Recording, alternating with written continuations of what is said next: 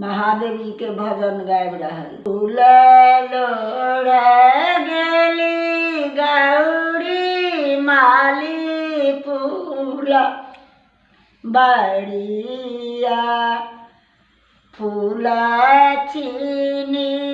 दैत सब पे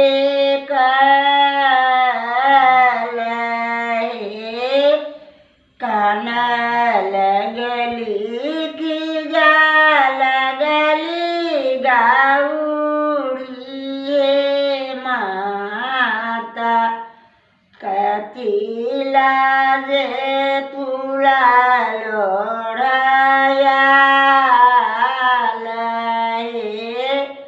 एताबे में महादेव परगट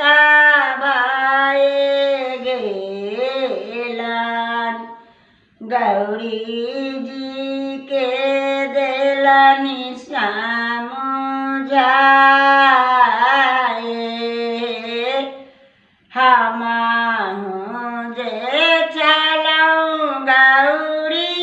अपना तपस्या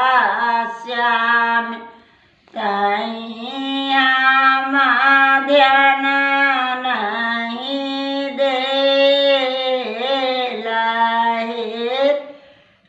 काना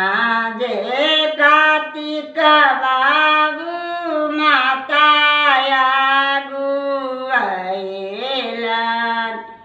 हमहु करब तरीका बधे ओही बधला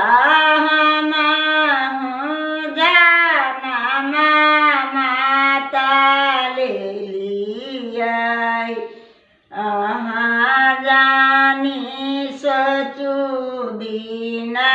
राती हुनको महादेव